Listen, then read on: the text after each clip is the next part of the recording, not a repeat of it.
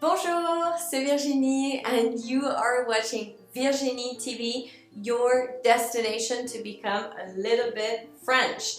Today we are going to make mistakes.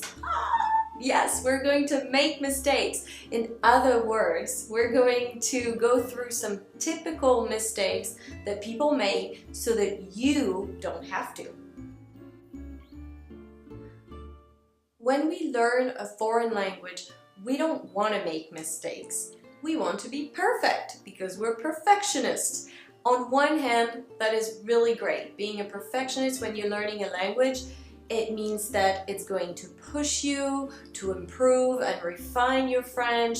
It's going to make you want to learn more. You're going to be curious. You're going to be practicing more, watching movies, listening to songs, everything you can do to be better. And that's wonderful. That's great. It certainly helped me a lot with learning Italian and English. However, on the other side, being too much of a perfectionist can absolutely slow you down. How so? Well, imagine you're so afraid to make a mistake that you will just freeze. You won't say that thing you want to say. You won't do that thing you want to do because it might not be 100% perfect. So in that sense, it's not helpful. Besides, you need to remember that it is by making mistakes that we learn. And I always like to remind people that mistakes can be really cute. And I have one example for this, and then we will move on to our typical mistakes. My mom, my French maman, when I used to live in London, she would come and visit me. And at the beginning, because then she learned of course, but at the beginning she would go to shops and ask cashiers if she could pay with her blue card.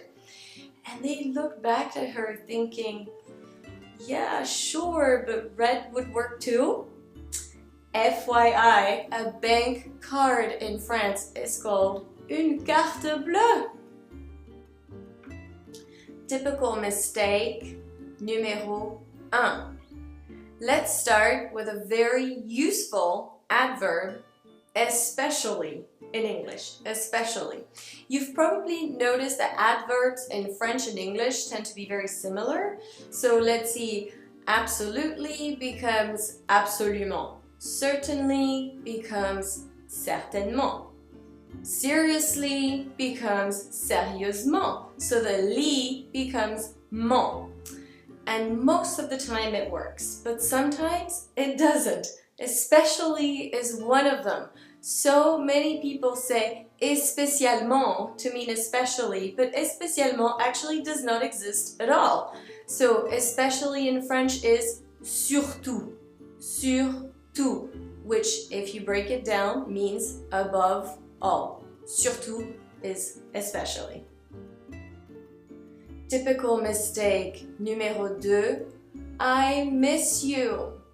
So this in French is completely reversed. I miss you. Most people want to say je te manque, which literally translates as you miss. Je te manque. Well, guess what? Je te manque means you miss me. So you have to swap it around. So I miss you is tu me manques. It's almost like saying you are missed by me. It's not really that, but it would be the closest for you to grasp that concept. Typical mistake numéro 3, well done. If you translate well done in French, it comes as bien fait, bien fait. The only problem with that is that bien fait is actually pretty nasty. It means serves you right. So imagine you're back at school and there's this girl that's really annoying and she falls in the stairs. That's when you say bien fait. Now if you want to use well done in a sentence such as the work is well done, you can't say le travail est bien fait. It works. It's only if it's by itself that it means serves you right. And now let's move on to the faux ami. Faux ami means false friend. What is a false friend? A false friend, a faux ami, is when a word in French looks exactly or almost exactly like the English one. And so it leads you to believe, that's easy, I know what that means, because you recognize it. Well, actually, it means something completely different. And that's why we call it faux ami, because it tricked you into believing something that was not true. Petite liste de faux amis.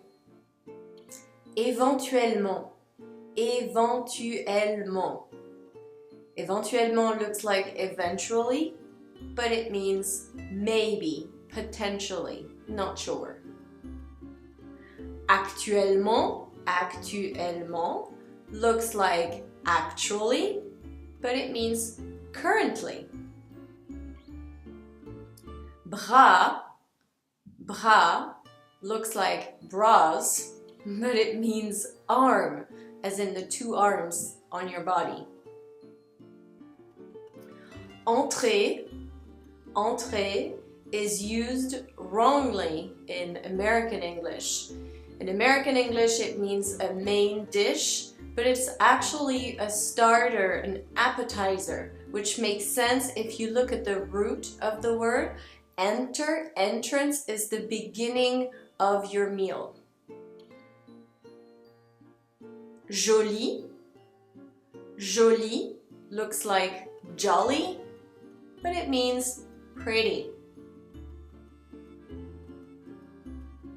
Location, location looks like location, but it means rental. Monnaie, monnaie looks like money, but it means change, as in you have change in your pocket, you have a few coins in your pocket. Collège, collège looks like college, but it's actually middle school. So collège in France, you go when you're 11, 12, 13, and 14 years old.